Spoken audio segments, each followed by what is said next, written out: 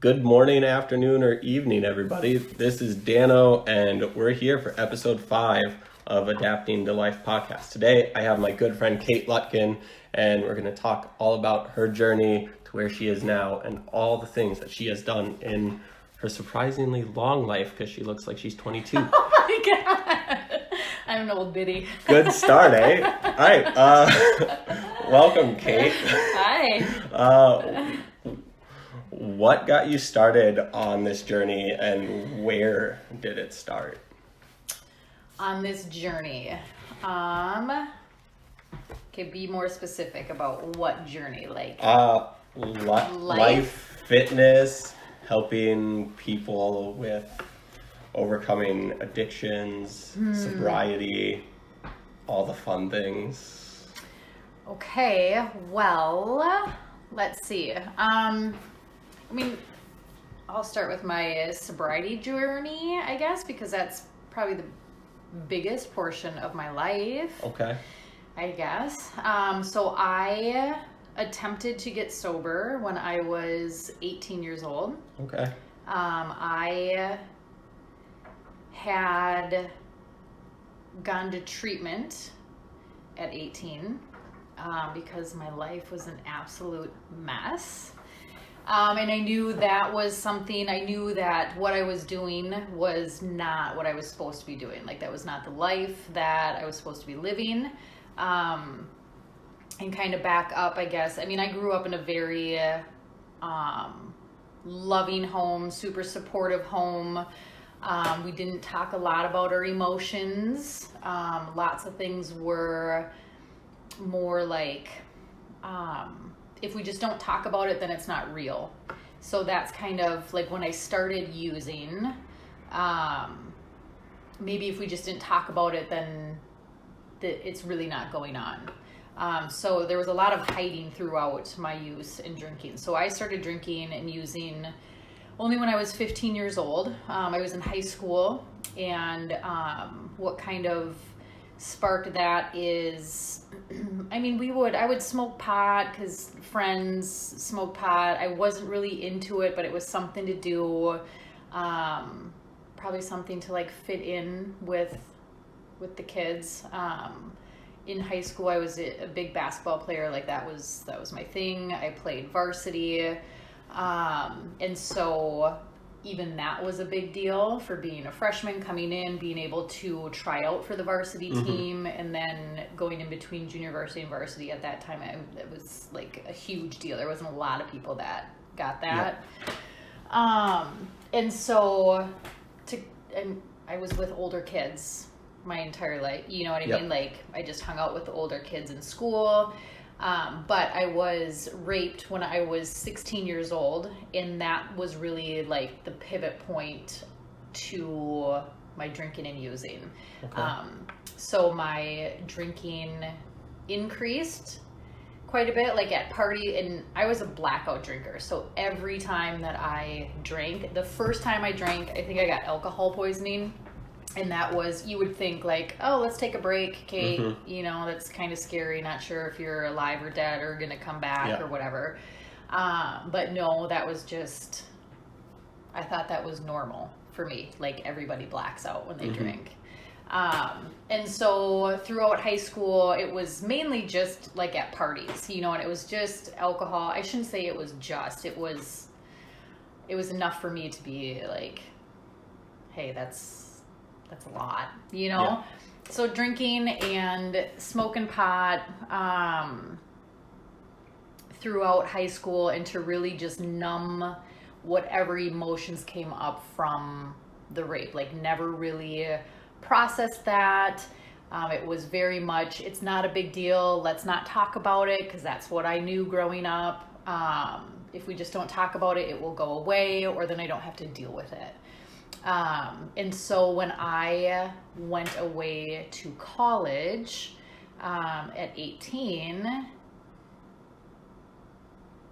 totally was like, I had so much freedom, and there was parties, and so that's all I did was drink and use. I got introduced to hard drugs at that point in my life. will never forget, like, I went to St. Scholastica up in Duluth. Okay. And so I'm a product of a Catholic schoolgirl my entire life. And I remember when I first got cocaine was, I think, from what I remember, like the first hard drug that I was introduced to. And I remember going up, the guy that I was kind of seeing up there, and a funny story about him, his name was Larry, and we called him Larbo. And so every time he answered his phone, he would say, Larbo here, where's the party at? And I'm like, oh my God. And so it was him and I remember driving up the North Shore, and he had brought out cocaine, and I had never done it before. I was scared shitless, never seen it before, never knew anybody. I remember shaking. I was so nervous, and he had asked if I wanted to, and I'm like, sure, you know? And so I tried it, and I remember after that, it was like fucking game on. Like, this is it for me.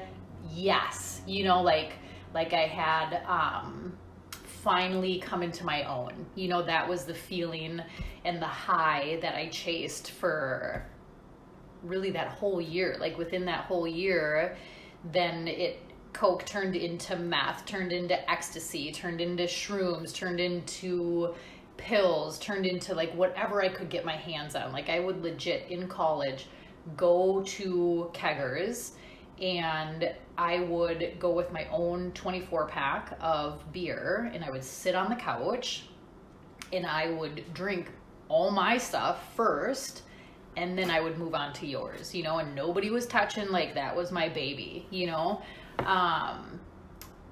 And it was just gross, you know, like I didn't think anything different, you know, that's just what we did. Everybody else partied. That's what we did. Maybe I was dibbling into other chemicals, but like nobody necessarily knew, because I would hang out with a certain group of people to do that stuff. You know, if it was just drinking or pot, then it would be like roommates or whatever. So that's what I did for that first year in college. And I remember, like right before the school year was going to, like I was at a point then, that I knew what I was doing was wrong, and I knew what I was doing was not okay. Like it was really challenging my morals, my ethic. Like I was not a good person, you know, like I was not being the best version of myself during that time whatsoever. And I got super depressed. And I remember having thoughts of suicide, and that never had happened to me in my life. You know, like I have always been pretty positive and happy, and like life has been okay, and you just deal with it. And so to have those thoughts and to have a means to do that and a plan to carry that out scared the absolute shit out of me. And that was when I had called my mom, and I had said, I'm struggling, I'm failing out of college,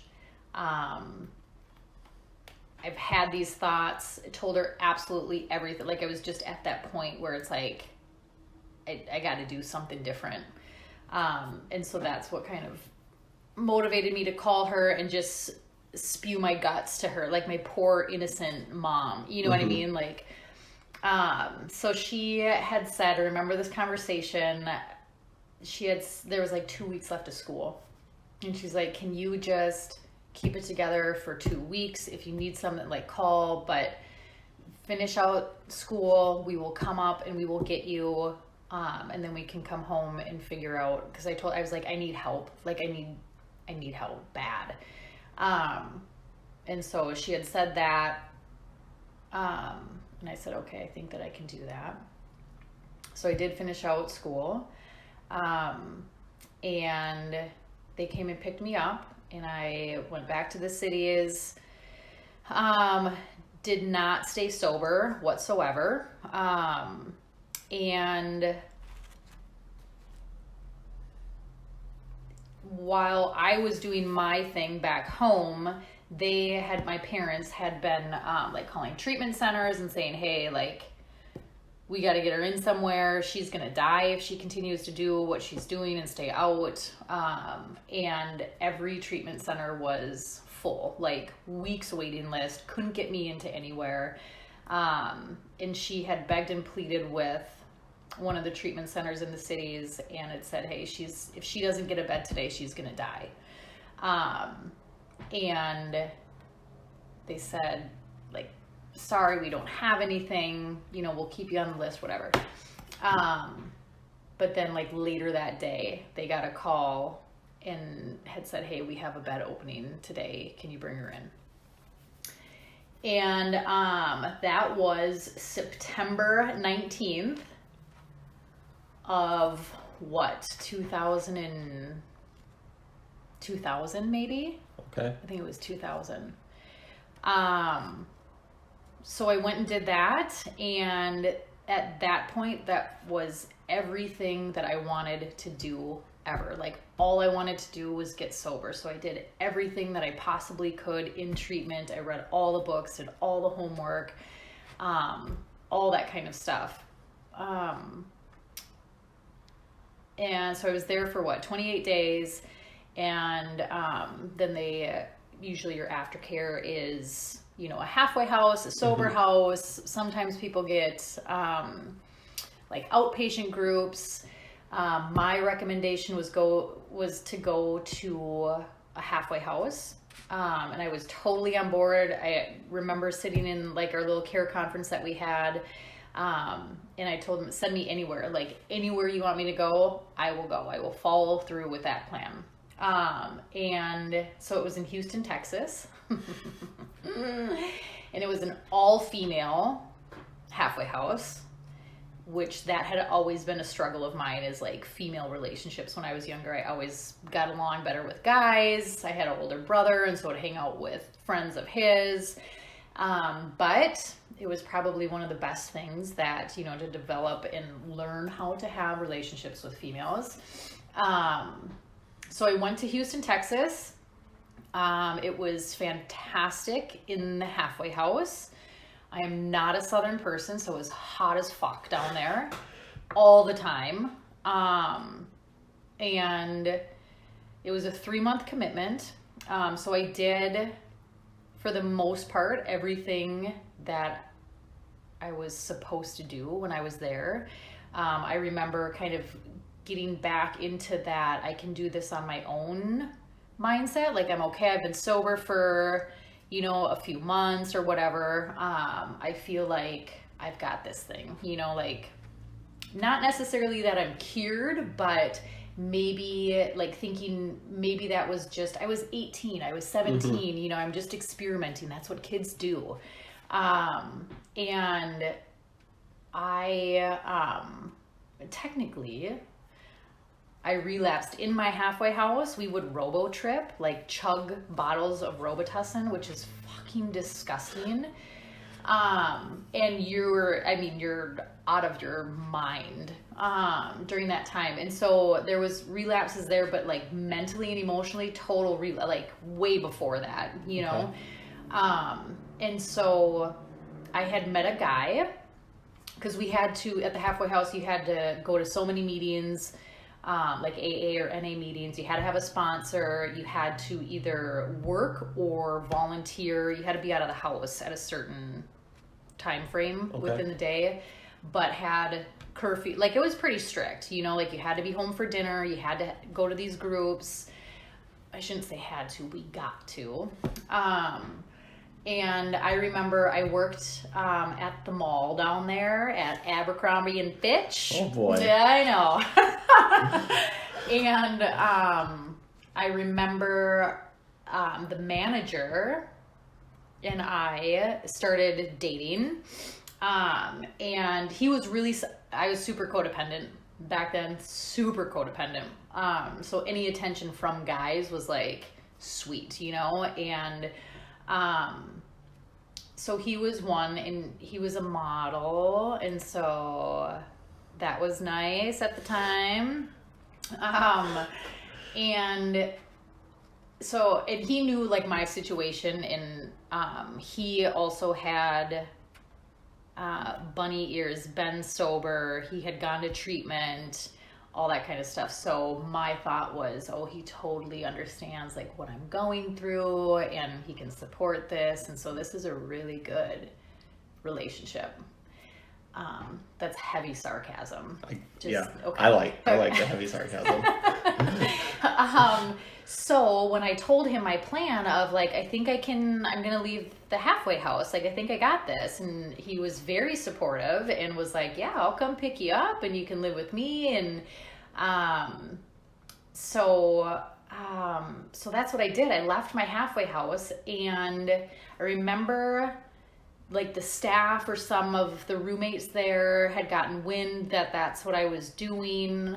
I had my bags packed, and so the staff at the halfway house had called my parents. And so before I got to leave, I talked to my mom, and she was like, Katie, what are you doing? What's going on? What can we help with? You know, all that kind of stuff. And so we kind of talked through it, and she had said, okay, Katie, what I want you to do is just put the phone down and go unpack your bags and then come back and get on the phone with me. I was such a little asshole. I put the phone down on the refrigerator and fucking walked out the front door because my ride was there. And I left, and I stayed sober for, I think I was 100 days. So I went and lived with this guy, and stayed sober, stayed working, you know, thought I was doing a really good job. We had gone out to dinner at a Mexican restaurant, and I will never forget, I asked for, like, I'm 18, right? Shouldn't be serving me any of that stuff, but it is Tejas, and, you know, things are different down there. And so I ordered a margarita because I was going to test out my theory of, I think I got this licked, you know, like totally, I was young.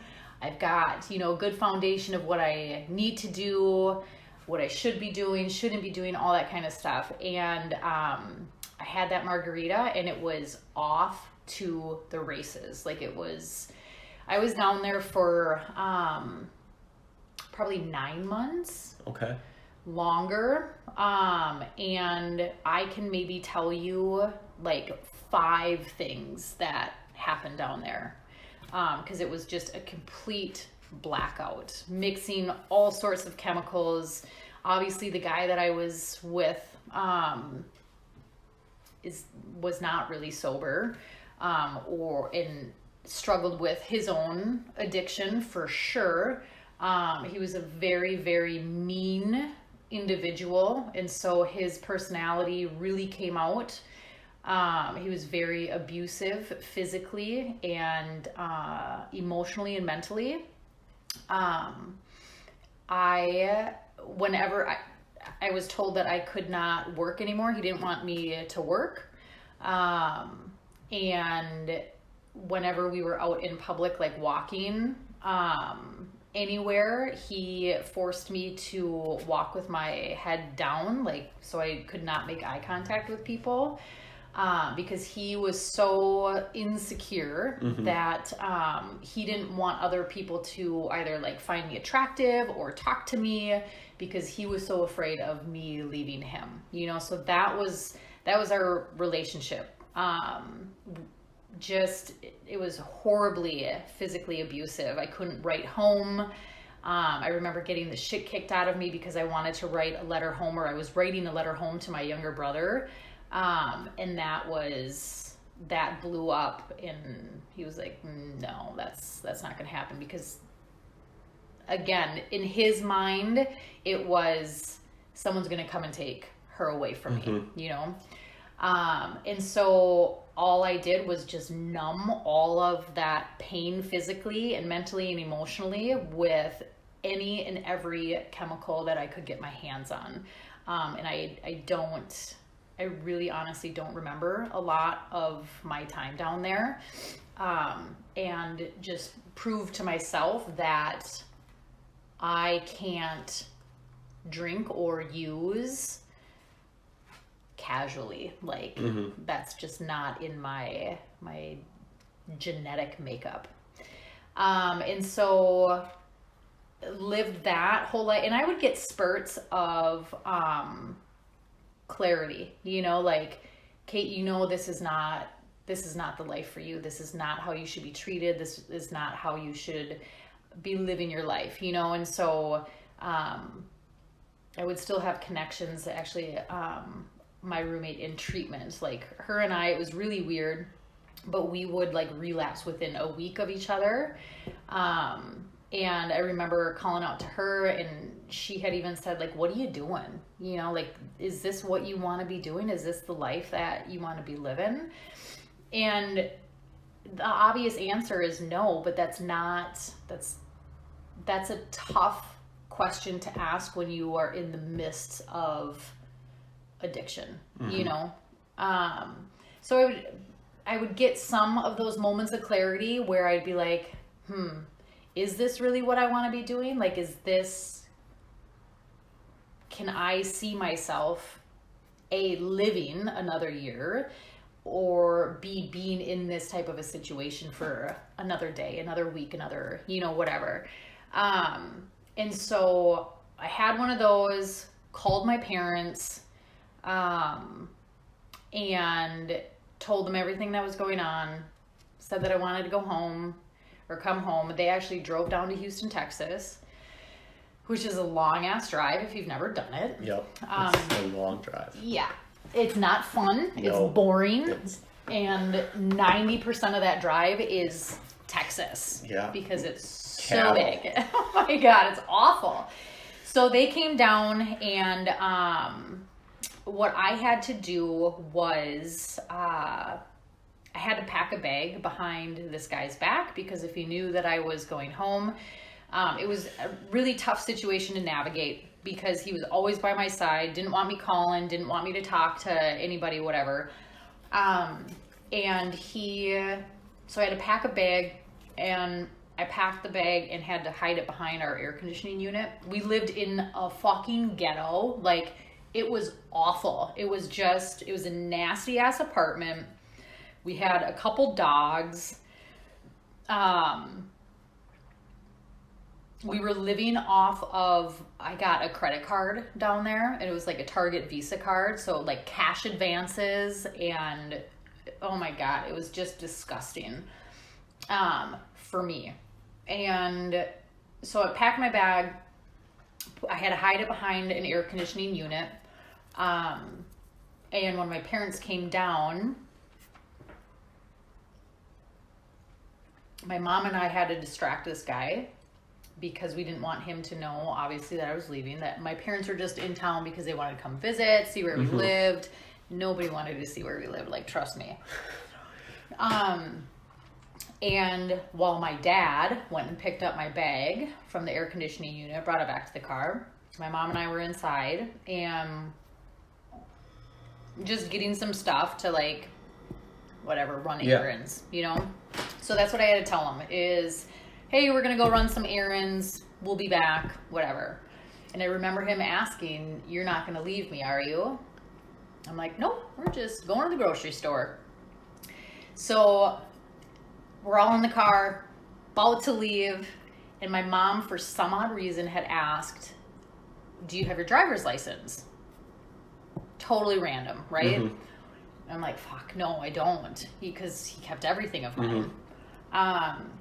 And so I had to go back in, ask him for my driver's license. And of course, that's, you know, why do you need that? I was a smoker. And so I was like, oh, I'm going to get cigarettes for us. So he gave me my card. get in the car, start to leave again. And then I said, I can't leave one of the dogs that we had down there. I was like, he will beat the shit out of this dog and the dog will never live. And so I had to go back in and get my little Chihuahua, Max, and save him. And of course, he's like, why do you need a dog to go run errands? I was like, oh, my mom thinks he's really cute and just wants to bring him with. And for some odd reason, like, it all just kind of worked out. Like, he believed those stories that I gave him. And so finally, get the dog, get in the car, and make our journey home. And I don't feel like I breathed like a full breath until we like crossed Texas lines, you know, like, and that's a long ass time. It's a long drive.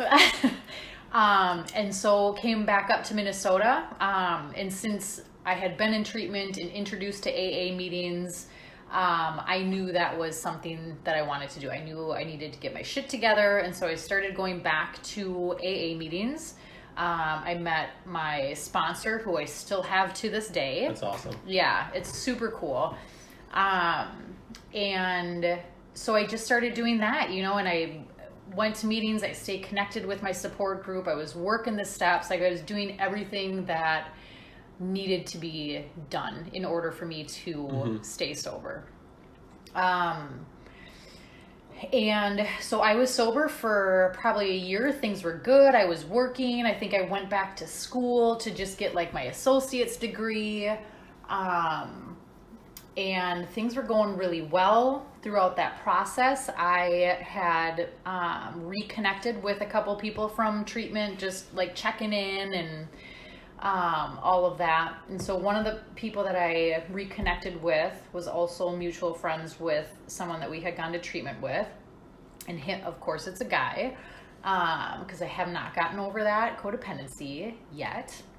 And so we started talking, and he was still sober, and he was supportive. He was in Nashville. And he was going to school to do like recording stuff, super supportive family, like had his shit together. And so our relationship kind of developed long distance and over the phone. And then it was probably about a year. And he's like, hey, why don't you come down and live with me in Nashville and we'll like do this life. I'm like, yeah, that's not like, he was one, like he would randomly just call my parents' house to like talk to my parents, you know, and say hi, see how things are going. Like, so you would think that awesome, like this is a good dude, you know, he's sober and he's working a program. He had a sponsor, he was going to meetings, all that stuff. So, talked with my parents, and he flew up on my birthday one year. So this must have been 2001. Okay. And he flew up and we drove my sweet ass little turbo Saturn down in Nashville, Tennessee, which is another super boring drive. And like set up shop there. He had a nice apartment. He was working, doing the school thing. And I got a job. We were going to meetings together. Like things were good. Until actually this happened right before I went down to Nashville. So I get a call and he had wanted to let me know that his house just got raided. I'm like, well, that's weird, you know? And he's like, it has nothing to do with me. It's my dad. Like, told me a little bit of this story about his dad. Like, I'll get into that in a minute. And I'm like, okay, but he had said, everything is fine. Trust me. Oh, okay. I'll do that, you know, because I'm just this naive, stupid little girl that's super codependent. And I'm like, okay, he said everything's fine. I'm going to trust that. Like, too over trusting. And so, yeah, so then we went down to Nashville. And shortly thereafter, I realized that he wasn't sober, that he was still smoking pot. And so I end up relapsing because my mindset then was, it's just pot, it's no big deal. I hated pot, but it's something to do, so we'll do that. And then so I started with pot. Completely understand how it is a gateway drug, because after that, then it was right back into, shortly after, it was right back into where I picked up, or where I last ended my career in using and drinking, and worse. It was awful. Back into the hard drugs, blackout drinking. I had a job that I was a cocktail server and a bartender, which is really an awesome gig if you are in active addiction. So for me, it was perfect. Like, I'd get fucked up every single day, every night that I worked. I would, it's not funny, but just like knowing where I was at, I would black out at work and like come to vacuuming. How I did not get fired from this place, I have no idea. I would drink with the patrons of the place that I worked at. Like, it was awful. It was absolutely awful. And during that time, we had gotten a call from, his name was Chris, from Chris's dad, Carl. So they were in the business of money laundering, identity theft. If you look, they're in the papers from Lake Mary, Florida. That's where they were from. But had gotten a call from his dad saying, hey, we're going to be picking up some things they had a mailbox. So what they would do, how they started, is they would get all dressed up, or they would find out when they would go dumpster diving. And they would find out when shipments of electronics would be coming in to certain places. They would get all dressed up, wait outside the docks, and act as if they were the people receiving the shipments, and then disperse however. And so that's it. In and out of prison, his dad and this quote unquote uncle, in and out of prison for years at that time, by the time that I met him. And so what they would do, like when they were in prison, is buddy up with people who they knew their families wanted nothing to do with them, and get their identities, social security number, so there was credit cards, there was bank stuff, there was houses, there was businesses, and their legit business was a deli in Florida. But also a lot of transactions in and out of that place as well. And so our address, our mailbox in Nashville, was one of the addresses that they used. So we would have to get the mail, and if there was like funny names on there, then obviously that was the stuff that needed to be sent. That was not for us. They also had something in Memphis, and so this call came in from Chris's dad. It was like, hey, we're gonna do this one last thing, and then we're gonna flee the country, because they knew that they were being followed, all that kind of stuff. So they wanted to come into town and have like one last dinner with his son, so we go out to dinner with them and have, I think the place was Mario. It's really weird, some of the things that I remember. I think it was Mario's. Really nice Italian restaurant, delicious food. And so we had this really nice dinner with Chris and his dad, and he kind of told us the plan and, what we need to be doing and all that kind of stuff.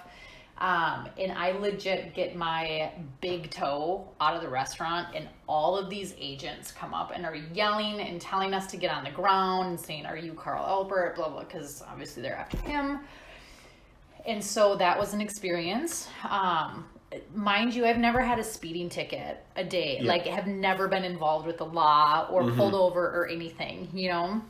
Fortunately, like, no DUIs. Like, I have been so blessed through this whole experience that have never, like, gotten in that kind of trouble. Maybe if I had, would it have made a difference in my journey? I don't know. You know, I can't talk to that. But so yeah, so they take his dad. We have to notify the uncle because he's sitting in a hotel, and had to notify him. So we aided and abetted a fugitive for a while. His uncle came and stayed with us. And his dad went to jail for, I think he got like 35 years. Ended up dying like within a year or two of his jail term because he had like a double heart attack or something. But so we lived this life of just using and doing whatever we wanted to, having this dude try and avoid his prison time. Chris, the guy that I was with, was in and out of jail. He had a criminal history prior to any of this going on, so they were trying to get him on small little things like probation stuff. But after this all went down, everybody went and got in deep doo-doo, like had time. So the dad got 35 years, the uncle I think got 30 something. Chris ended up getting like 6 years for association. And I had to write and kind of work with these people and tell them like how I knew the Alperts, what my involvement was, what I knew. Like, they know who I was, what kind of car I drove, everything before I even moved down to Nashville. It was insane. And so I did that and was okay. So when Chris went to prison, then I was like, what the fuck am I doing down in Nashville? Like, I got nothing here, you know, except I had a dog again. And so I decided to move back to Minnesota, came home, and I think I tried to get sober and just was kind of in and out. And then I remember going to a Gopher hockey game where we were huge Gopher hockey fans. I was, I'll admit it, I was creepily obsessed with Thomas Vanek. Okay. When he played for the Gophers. Not my proudest moment, but... And my dad had set up this meeting that I didn't know about, this meeting with Thomas Vanek. So it was super cool. But I had no clue. I was high out of my gourd. And I remember my dad having me come up to meet him because I'm like, okay, cool. And then we go down and meet Thomas Vanek. And I was like, oh my God, this is the coolest thing ever, you know? And I was nervous as shit. But like that whole experience, I don't know why, was kind of my point to where it's like, okay, you got to get your shit together. So I had another moment of clarity after meeting Thomas Vanek. And after that, I decided, all right, I got to get sober. This is not the life that I need to be living. I'm not going anywhere. Like, I can't achieve any goals. I'm not being the person that I need to be in this life if I continue to use and drink and just, I mean, I was a shitty person, like just a really shitty person, you know? And that's not who I wanted to be. So after that experience, I ended up getting sober. I went back to meetings. I continued, like, obviously closer contact with my sponsor. I gave back and would do service work. I worked the steps over and over and over again and continue to do so. And that was March 7th of 2004. So that's my sobriety date. And it's been great. Like I can't imagine life any other way. So even talking about like what I went through or who I was at that time is mind blowing to me. Like how I ever was able to be that person is like, whoa, you know? Because I just can't, it's hard.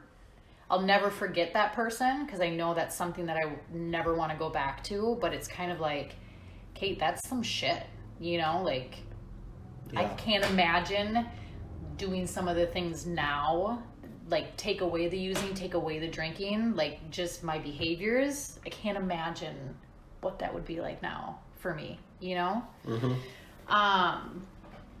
So I did what I needed to do. And I remember making a commitment to myself,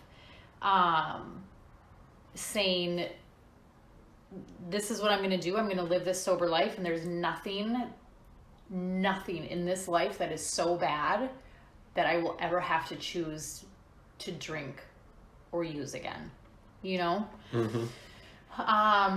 And it hasn't been easy. It hasn't been pretty. You know, my first year in sobriety was really touch and go. I didn't trust myself enough to even like go into a restaurant. So I didn't do that, but I made sure that I was staying connected with the people that supported my recovery journey, that supported my decision to even be sober. I'm very fortunate that my family there's no reason why they should still be in my life, but they are, like, and I'm forever grateful for that. I'm forever grateful that I get to live this life, because there's no reason why I should be alive today. Just what I was doing, what I was involved with, the chemicals that I was mixing together, there's no reason. So it's like, I'm going to take full advantage of this sober life, you know, because it's a huge gift. Yeah.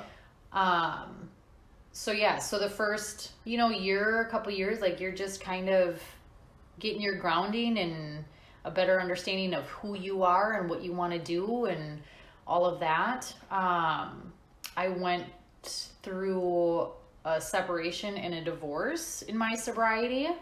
I had kids in my sobriety, and I mean, those are things that I wouldn't have been able to do. Like, I mean, I probably would have never gotten married. Like, you know, I don't know how to explain it, but,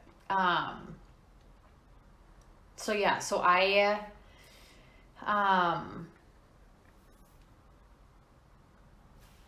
during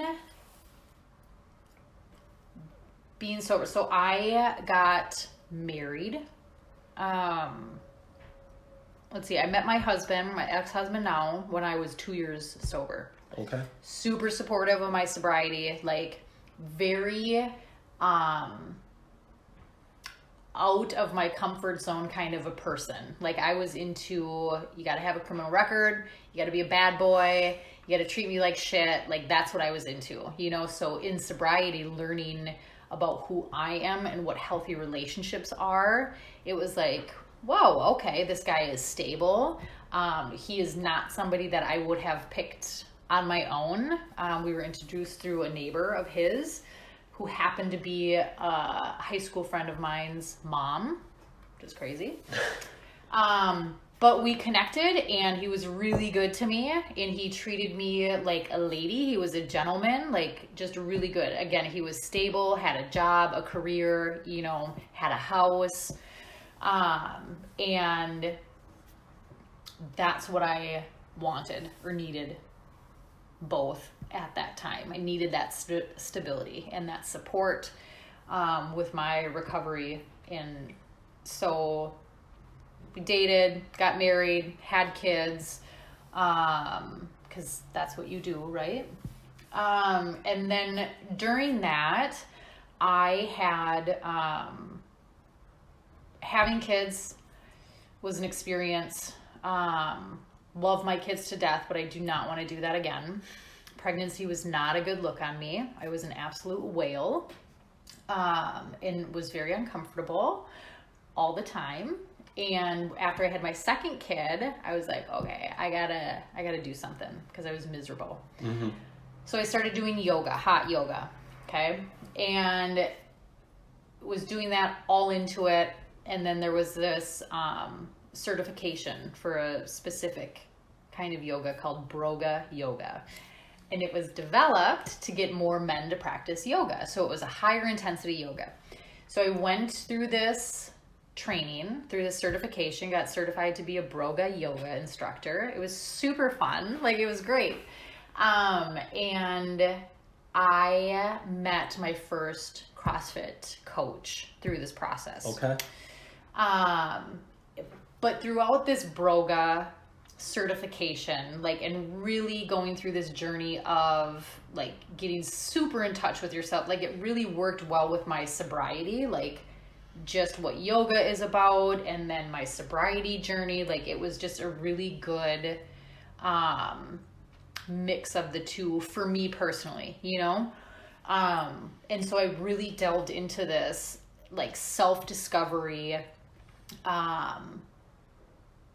learning more about my self-worth, learning more about my sobriety, who I am as a human being, as a mom, as a partner, as, you know, and where I want to go in this life. Like, what are my goals? What do I strive to be or do? And throughout that process, the relationship really changed.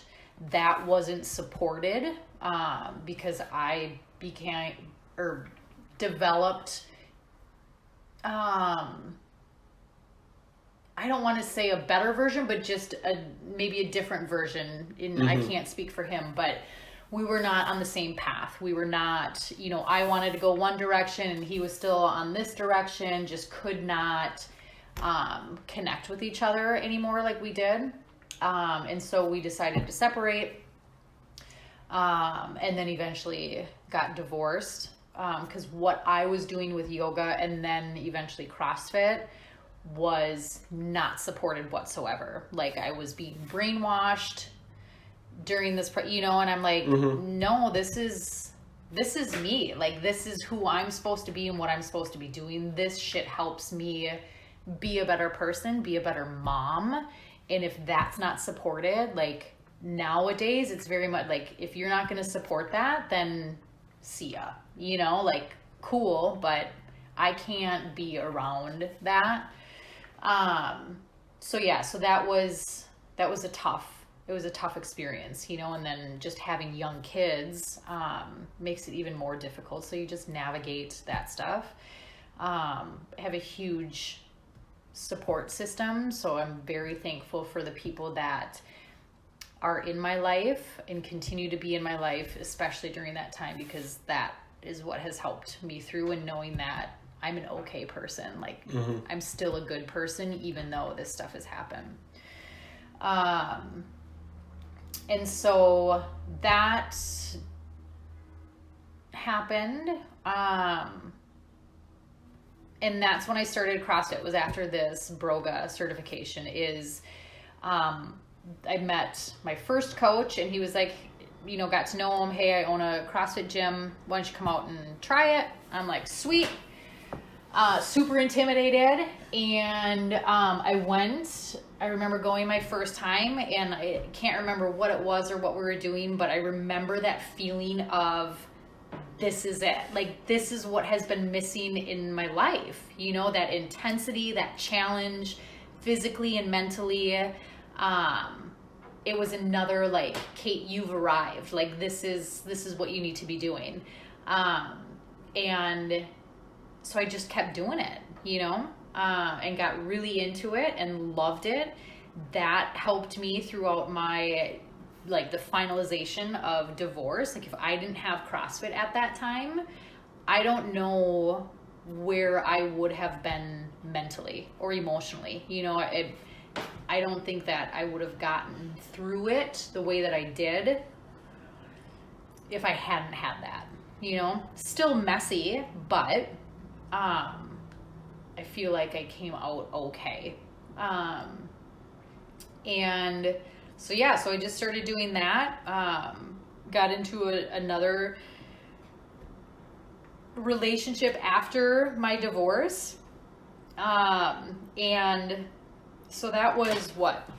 I got married in 2010. No. Maybe? I'm looking at you like you're going to know, but you're not going to know. I definitely know when you got married. Gosh, it doesn't really matter. 2009 maybe. Doesn't matter. But it was like a year or so after we had finalized divorce. So we had been separated a year prior and then finally got divorced. And I was in an apartment in uptown Minneapolis. And I was trying to get out of that lease because I wanted a bigger space for my kids and I. And so I, through a mutual friend, had met this guy that needed help. That's my issue, is I love helping people too much sometimes. Okay. I have been told that my heart is bigger than my body, and sometimes I see that and sometimes I don't. Like I genuinely care about people and want to help. Like I'm available, you know? And so same thing with this is he was coming out of a halfway house and needed like a sober place to live, or, you know, I was asked and I was like, hey, I'm trying to get out of my lease. So why don't you have him take over my lease and then I can move out? And so tried to do that. So I met this guy, and he was sober and he was trying to get his life together. Mind you, this was all forced on his part. So he was required to be sober, required to get his life together. He was on parole. So I met him as a more stand-up dude than what he eventually became. So I met him with him trying to take over my lease, whatever. So once we didn't have a, quote, business relationship, we decided, hey, why don't we, like, we enjoy talking to each other and whatever. And so we tried this whole relationship thing outside of the apartment deal, because that fell through. Like it didn't happen. And so we hung out. Nice guy, very sweet, artistic. He's a tattoo artist, and I'm totally into tattoos. So I'm like, this is a good setup for me. And so we had this relationship, and it was pretty good. It was pretty good. If you didn't go online and Google a criminal history or a background check, like if you just ignored any of that, like shit was really good. Okay. And so we went on this little relationship journey, and he was getting off of parole. And when he did, I remember asking him, like, how are things going to be different when you're off parole? Because you're forced to go, I mean, you have to be at work, you have to be home at a certain time, you have to be sober, you have to be responsible. Like, and I remember him saying, clear as day, nothing's gonna, like, everything will be the same. Oh, okay. And the day he got off parole, I'll never forget it. It was like, what in the shit just happened? You know? Mm-hmm. And throughout this time, like, people who, like my family, are looking up this guy, and they're like, what in the shit is Katie doing? Like, have you seen the pages of shit that is called a criminal history? And I'm like, no, you guys, he's a changed man. Like, trying to convince him, because I was going to prove him wrong, right? And so my family relationship during that time really got separated. And family is super important. Like, we've always been close. And that just put a huge wedge in our relationship. Huge wedge, you know? But I am so stubborn and hard-headed that I was like, I'm going to prove you guys wrong, and I am going to make sure that you guys like him regardless. Like, he's a human being. That's how I see him. I don't see him as part of a motorcycle club. I don't see him as a criminal. I see him as a human being, you know, and accept him for a human being, you know? Like, everyone's got a story, right? This just happens to be a story. And looking back on that time period now, I can see how I was in like relapse mode mentally and emotionally. Really, shit came out of me that like how I behaved and how I acted in that relationship was like past behaviors. And that was scary to me. You know, that was really scary. But I held on to this hope that things are going to change. I can help this person. Just all that kind of shit, you know, and it's not like that doesn't work. If anybody's trying to do that, it's not gonna work. Like, I can't hang on to that hope, but I did because he was once that person, so there was potential, right? That's what I thought. Like, maybe there's potential there that we can kind of get back to that, but no, like, verbally abusive, cheating on me every single day, like just insane. And why I continue to consciously put myself in that situation, I don't know. Like, I really don't know. I was just not in a good spot, you know, mentally. Never drank, never, you know, obviously, because I celebrated a sobriety anniversary, but it was just a shitty time, like even in recovery. But if I hadn't been sober and if I hadn't had the friends that I do, meeting like in CrossFit, you know, meeting that community, if I didn't have that, I guarantee I would have relapsed if I would have stayed in that even longer, and just screwed up even more mentally. You know, like I lost track of who I was and what I wanted to be doing because I was so focused on this hope and this, I'm going to change this person and I'm going to change people's views on how they see these types of people, you know? And then there came a point where I was just like, you know what? Enough is enough. Like, I deserve better. My kids deserve better. Luckily, my kids didn't have a ton of interaction with him. But there was just so much, again, it was one of those, this is not what I need to be doing. This is not the situation or relationship that I need to be in at all, you know? And that I get to choose how I show up in this situation. I get to choose how people treat me. You know what I mean? Like, I realized that I had the power of choice. And so I chose to change that situation, and I had a house at that time and he kind of stayed there. It was a really nice, cheap, free rental or storage unit for him is what it was. So I ended up moving his shit out, and eventually, and that was bad. That was a bad situation because I did it behind his back and just told him, hey, you have no reason to come to my house. Here's where your shit is at. Don't bother me. That was a tough situation after that to deal with, but got through that.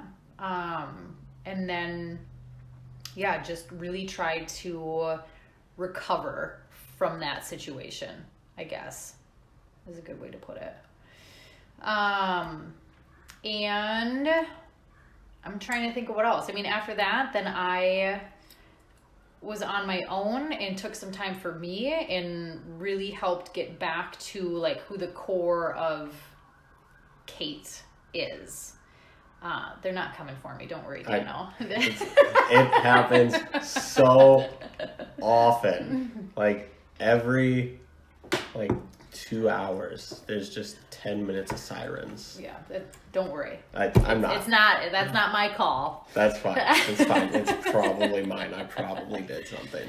Hold on. Yeah. Oh my gosh. 3, 2, 1.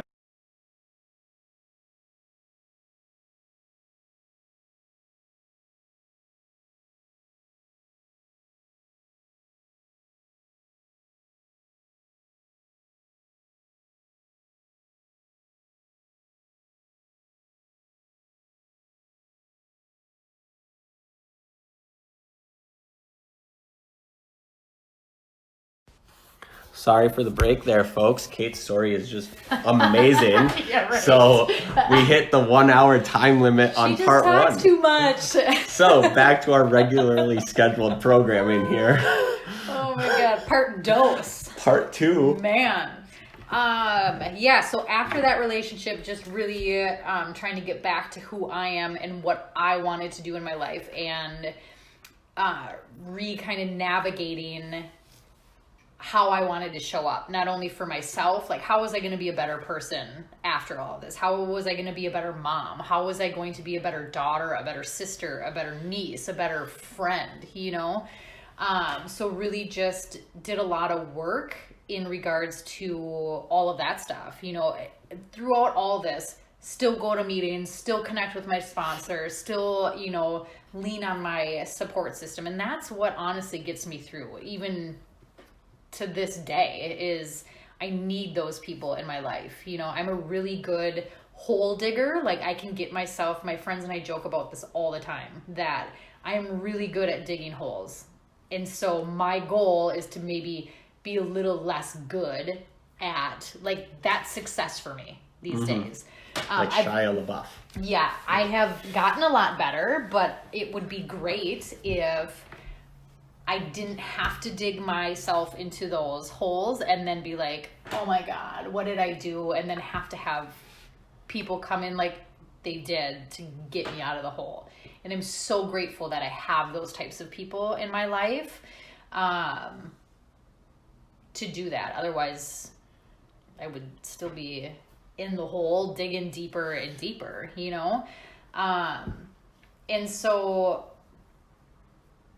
once I was able to just, gain back confidence of who I am and knowing that the path that I was on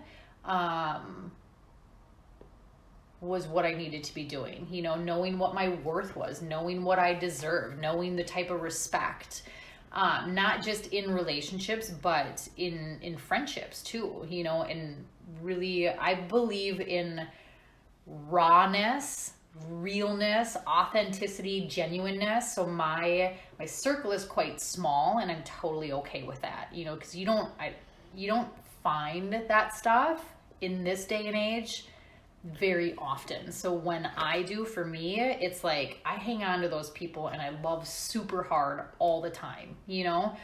And so I'm so grateful that those people did that for me, you know? And so after kind of all that and just being on my own, which has been great, I met an awesome guy who taught me a lot about really encouraging just where I'm at and being a better person. Like, we are friends to this day. We met through our kids' school, actually, and had just this really great supportive relationship. And I'm really thankful for that, because it was one of those, like, I guess realization and confirmation, like, Kate, you're doing the right thing, you know, like, and this is who you should be.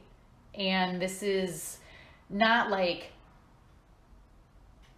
the vision of myself is who I should be. Like, the work that I'm doing on myself to be a better person, even a little bit every single day, like, that's who I should be. And it was encouraged to continue to do that. It was very supportive, and it was like, yeah, I know, you know, like, that was just a really strong confirmation of, Kate, you're doing the right thing, you know? And so I have been really fortunate that the people in my life are like that. Those that know me, and there's a lot of realness and a lot of rawness and openness and honesty. And that is, I value all of those things in friendships, in significant other relationships, all of that, you know? And it's really cool to see that. So I'm really grateful that has been my experience. I would not take anything back that has happened to me in my life, regardless of how shitty things had been or were in certain points in my life, because that has helped me be the person that I am today. And sometimes those situations help me see or kind of kick me back into, no, Kate, you're worth more than that, or this is what you don't deserve, that kind of stuff, or you get to choose what environment you're in. You get to choose how you show up in your situations. You get to choose what you allow to kind of mess with your energy or not in this life. And know that the things that I do can be supported. Because obviously fitness, CrossFit, is a huge aspect of my life. Like, that's what I do. You know, it doesn't necessarily define me, but that's where it's kind of my foundation of how I got on this journey to understanding like who I am and who I want to be, you know? And so that's always super close. Like, I don't know where I would be if I didn't have that. You know, it's like it came into my life at just the exact right point that I needed it to, and it has continued. And I love it because it's not only challenging physically, obviously, but mentally. Like, that's, you realize how, I shouldn't say you, I get to realize for my own personal journey that how resilient you are, like mentally and emotionally, that you are so much stronger than what you give yourself credit for. And so what I have learned in the gym or in those facilities, like, I get to take that stuff out into the real world and use it if I choose, you know, like, we all get to make that choice. But that's what CrossFit has done for me, is to realize my own strength, my own resilience, mentally and emotionally, way more than physically. And that I can use that stuff every single day of my life. You know? So yeah, I don't know if that's what you wanted, but amazing. You got it anyway. I got you had it. to that endure was it. amazing. If you could give someone advice that's going through sort of the same situations, what, like, top 3 lessons do you think you have learned through this that you could give them? I don't even know if I have a top 3, but I know, like, drinking and using is not going to take care of everything. Like, that's, and I can only speak for myself, right? But it doesn't fix anything. Like, especially if you struggle with addiction or mental health even. Like, you can ignore the issue, the situation, the person, whatever it is, or numb that for the moment, right? So it will take care of what you need to for the moment. But the minute that you sober up, or the minute you aren't in like mental health symptoms, you're still there. You know what I mean? Like, there's a saying in AA that it's like, but for the grace of God, there go I, you know? You're always you. So you can run from you or you can face you, you know? And I chose to face me. And I'm so glad, like, not everybody is able to get those moments of clarity. I get it. You know, like not everybody's story is the same or come into their recovery journey the same. I get that. But it's like, if you can just hold on, like, it's worth it. You know, I mean, it's worth it. So I would say, like, reach out. Like, if you're struggling, my big thing, like, reach out. It's the community, it's the support, it's the people that are going to help get you through that, you know? And if you don't have anybody that you could talk to or reach out to, fucking call me, you know? Send me a message on Instagram or Facebook. If you have my number, like, text me. Like, I will absolutely be there and do whatever I can to help support you on your journey, you know, and help in any way that I can. And I want to mention that we have, so those of you that don't know, I'm part of the Phoenix. I'm a coach for one of their host facilities at the gym, which we're not in right now because of whatever, which sucks. But the Phoenix is a huge it's a national sober active community. So it is for people who are in recovery. It is for family and friends who may support someone who is in recovery or struggling with addiction. The only requirement is 48 hours of sobriety. So if anybody is like a supporter of someone who's sober or in recovery, or just wants to support recovery in general, you guys are more than welcome to join. You can find us on Facebook. It's the Phoenix at like CrossFit Sisu Plymouth. We have an amazing community of people, and we get together every Sunday at 9 a.m. We're doing virtual meetings now, but we'll be doing that. Is it Saturday? Today's Saturday. Yeah, so tomorrow we have our normal Phoenix at 9 a.m. We're all jumping on our computers or phones. We do workouts together. We do our little circle up and check in, make sure everyone's doing okay. What we've done for our group now is we're doing a midweek check-in, because obviously during this whole virus and shutdown, it's super tough for people it's tough for me, you know, even with some sobriety underneath my belt. Like, this is not a good situation. You know, and I'm an extrovert, so I fucking miss people a lot. I know how you feel on that. So this is an amazing way to stay connected, you know, because I don't believe in social distancing. Physical distancing, fine, I will give you that. But to socially distance is the worst thing that you can do to isolate if you're struggling with addiction or mental health or being an extrovert.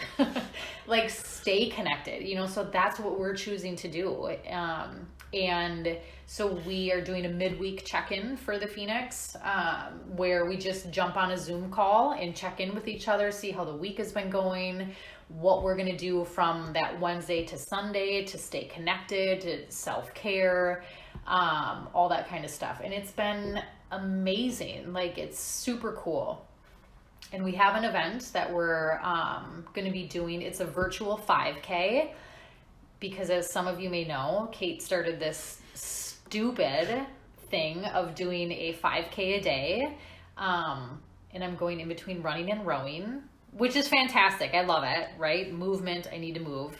But now it's like, okay, I got to keep doing this for some odd reason. And so we're going to do that as a group, as our community. And I know that Mankato has a group, and we want them to get on board. St. Paul has a Phoenix group. And so we're trying to get all our communities, like whoever wants to come on, can jump on this call, and we're all going to do a 5K together. We had a really creative name for it, but it was going to be called the Corona 5K. But we thought different. Like, the Phoenix doesn't want, obviously, the virus to be attached to this event. So we're just doing Rowing for Recovery. So it's every Wednesday at 7 p.m. that you can row it, you can walk it, you can run it, you can bike it. If you want to skip it, like, I don't give a shit. Just connect with us and move. Like, that's really all it's about. And so we're going to be doing that for the Phoenix, which is super cool. We've hooked up with a chapter down in Texas, and they are doing like a 50K or a 100K for the month of April. So just getting that many miles in. And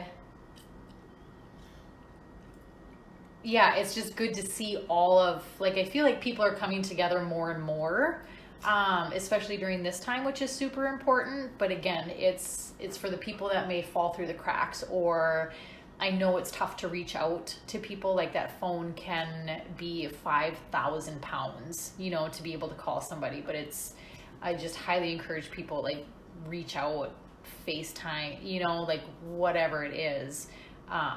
That social connection is so important, I think, just as human beings nowadays, but especially for somebody in recovery and struggling with mental health issues. That's